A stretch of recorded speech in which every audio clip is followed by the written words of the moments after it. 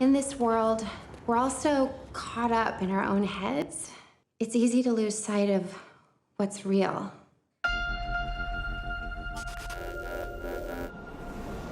You said you don't know how much time there is. What does that mean?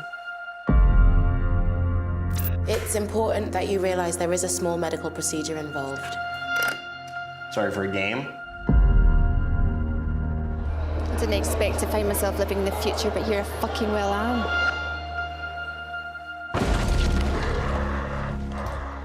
Charlie Brooker y Annabel Jones son los creadores de este show tan espectacular como Black Mirror. Ella es la productora, él es el guionista. Estamos todos ansiosos por ver la tercera temporada y estoy frente a ellos. Thank you for your time. Congrats for this TV show. I saw the first episode and you did it again. I can't believe it. No, it's great. Thank you. The first question is easy. Why Black Mirror? As a name? Yes.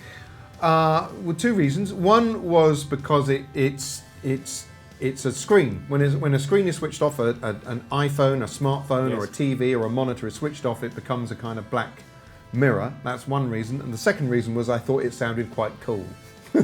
So it sounded quite cool and creepy, and I thought, there you go, that'll do. And it's a reflection of the dark society, dark reflection of the times we live in, but mainly because I thought it sounded quite good. Annabel, you have a show, right? Owen Harris.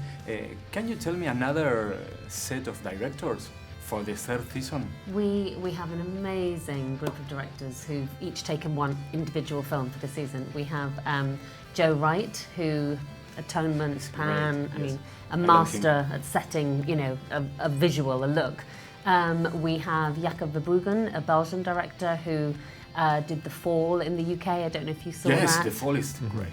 Brilliant. Yes. James Watkins, who did A Woman in Black and Eden Lake. We have James Hoare, a British TV director who's done amazing... Penny Dreadful. Yes. Dan Trachtenberg, who did 10 Cloverfield Lane recently. He's done a horror romp episode for us. And Owen, yes. And Owen had previously done Be Right Back in our second series, an episode with Hayley Atwell and Donald Gleason.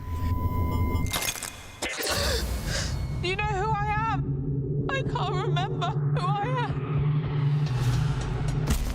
There was a signal. They just appeared on every TV, every computer, anything with a screen. Help me, Brooker!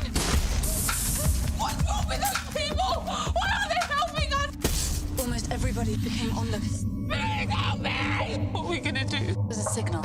There's only one between us and the safe zone, and we're gonna knock it out. White Bear! There's something not right about White Bear. I remember now.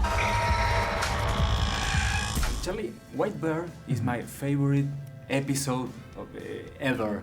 Good. The season 2, episode 2 is the best episode. How did you picture that script? It's an interesting one, that, because I had seen, to start with, I'd had in my mind the image of somebody running around and being chased by people with smartphones. We'd done a show called Dead Set, which was a zombie series, and one day when we were filming Riz Ahmed running down the road being chased by a zombie, these onlookers had turned up to film it, and I thought, hang on, that looks scarier than what we're filming. Scary.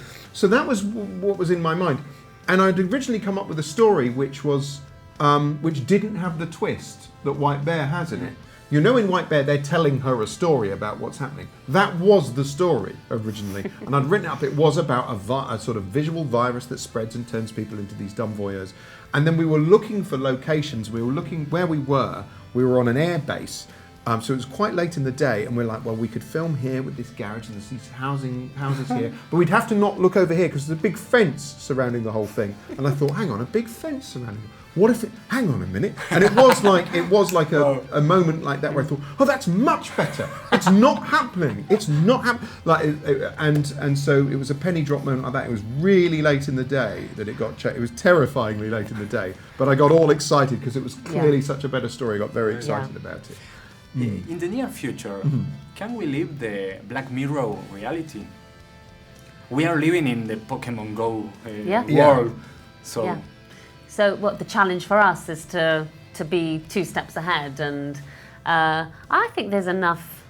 We're in a fertile world, aren't we? There's lots of things that we can do yet. But you're right, we have to try and keep slightly ahead, and the world is changing very quickly. So generally speaking, all our stories are about kind of boil down to what's real and authentic and isn't, and that's something that I think is only going to get more confusing for us as human beings as time goes on. So hopefully we'll keep finding inspiration.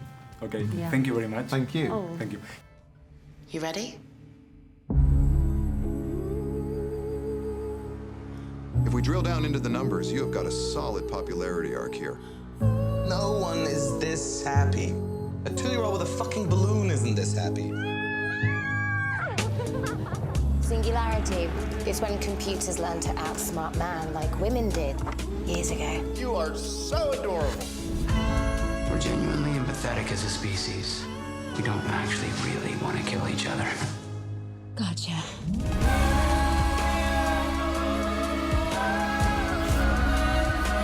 This means fun. Or it should.